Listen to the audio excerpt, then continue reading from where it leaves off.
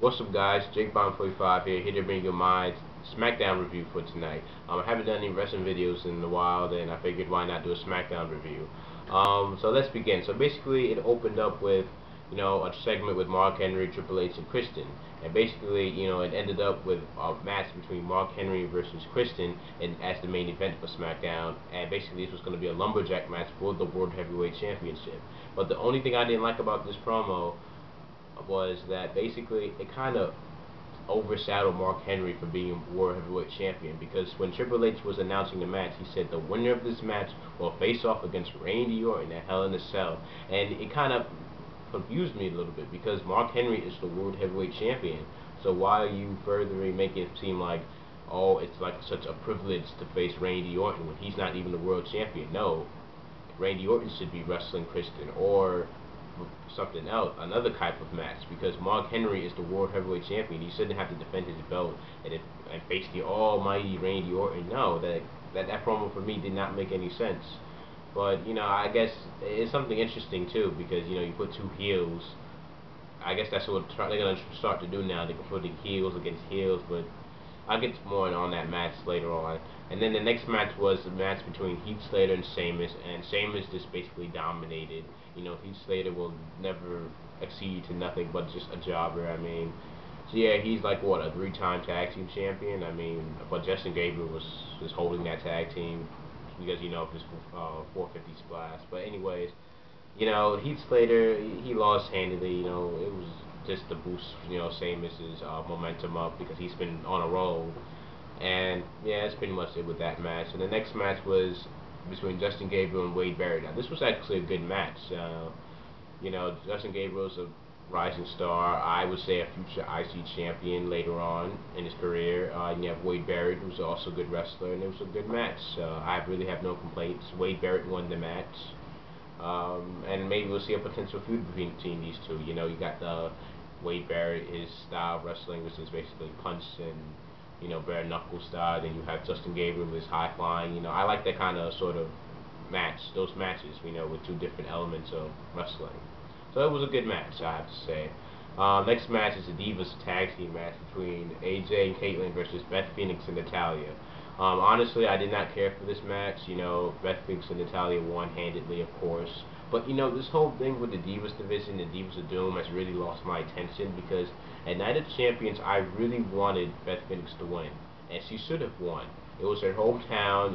The crowd was on her side, and she should have won to move, then develop the story between Beth Phoenix and Kelly Kelly. But no, Kelly Kelly wins again. Now, I don't hate Kelly Kelly. I'm not a Kelly Kelly hater. She has been improving, but for you to make Kelly Kelly win, by a lucky pinfall again, which, by the way, it was the same match for me we saw at SummerSlam with the same results, with Kelly Kelly getting a lucky pin. That's not good for the Divas division. That doesn't make Kelly Kelly look like a strong Divas champion. That just makes her look lucky, And she needs to have more wins where basically she hits her with a finisher or another type of move and counts to 1, 2, 3. Because Kelly Kelly needs a new finisher, by the way, because that looks too weak. So maybe that's why they're doing these lucky pins, because that finisher that Kelly Kelly has is just unrealistic at all. But Kelly Kelly, if she wants to be a good Divas champion, they need to book her to matches, where she legitimately wins against divas like Beth Phoenix or Natalya. They need to make her look like a strong champion, because right now, for me, I can't take. Well, I mean, you honestly, who can take some women's wrestler seriously with that title in the first place? But I can't take Kelly Kelly seriously as a Divas champion, because she has done really nothing with these matches that made me say, wow, that was a really good match, and that's a really good win for Kelly Kelly. And the same thing with Eve too. They're starting to do that with her when they had the tag team match on Monday Night Raw. Like, Eve's actually a really good wrestler with good finishers, so why not let her end it with a finisher? And make it end strong for Eve and Kelly Kelly to win the match. But that's the whole thing. Maybe I have a little hope for the Divas division with this Divas of Doom thing, because now they're gonna get Ain't Mean with Beth Phoenix and Natalya. We'll see what that happens. The next match was Cody Rhodes versus Randy Orton for the third time. I don't know why they did this match again. Cody Rhodes won this match, but by DQ. And honestly, I mean, it's good for Cody Rhodes for that he's winning against a guy like Randy Orton, but it's kind of getting stale now with all the same matches. And I'm getting more on that a little bit when I do a little bit, yeah, basically. Um, yeah, because I mean, Cody Rhodes. I mean, I know he's the IC champion, but like, why are we not seeing more Ted DiBiase? Why don't we see him in other matches and furthering the feud between Ted and Cody? Because Cody, he's been developed good as the IC champion, but I feel as though that he needs to be more of his singles matches, but not less of main event superstars, but like kind of like potential challengers for this title. And that way it will make him look like a really good IC champion. And the next match was between Jinder Mahal and the Great Khali. The Great Khali won. Now he's turned into a face again, and this is actually a good idea for them to break up these two because Jinder Mahal has actually a lot of potential, and I've seen him in the ring. He's actually really good. Um, I really like his style. He has like an interesting look, and I feel as though he can move on to becoming like a future champion. Maybe a future IC champion or whatnot, something like that. It would look good on him, the championship.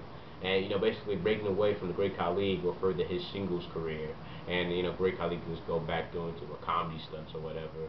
Because but the match was like a match with the Great Khali isn't all that great. It's mediocre at best. But it's good that they separated two, and I would like to see what Jinder Mahal does in the future. And the next match is between Daniel Bryan and Sin Cara again, which is something I want to get to right now, that they need to bring more Raw superstars to um, SmackDown, because honestly, they need to do the SmackDown Super Show more, because seeing these same matches over weekly and weekly, it gets boring, it gets stale. We need new rivalries, new opponents and whatnot for the SmackDown roster. And basically in this match, Sin Cara was winning the match majority of the time. And basically what the twist was that another Sin Cara came in and stole the spotlight and pushed Sin Cara off the top rope and then hit him with a finisher from the top rope and then beats Daniel Bryan again. And a lot of people say that Daniel Bryan losing a lot is bad, but for me, when it gets closer to WrestleMania, that's when we're going to see like great Daniel Bryan winning a lot more matches. Oh snap. Sorry about that. I heard a big thing near the window. Anyways, yeah, for Daniel Bryan, I feel as though it's going to be the underdog story that he's going to move on to becoming, the World Heavyweight Champion by, first losing the majority of his matches, but then coming out of nowhere with the victory and then winning the big one at WrestleMania. So anyways, yeah, the Sin Cara feud, for me, I mean, it's not as enjoyable as I thought it would be. I hope they end this soon at Hell in a Cell and just move on with just one Sin Cara and whatnot. So let's go on with the next match between Evan Bourne and Kofi Kingston versus the Usos. Really good tag team match, and I'm really liking this, showing more tag team matches daily with the champions. Also, I like the new attire that Kofi Kingston and Evan Bourne have as a tag team. That really makes them look like a tag team now. And it was a really good match. We saw a lot of good tag team moves. Good for the Usos too. I see them being future champions, but who knows? They might start a rivalry or not.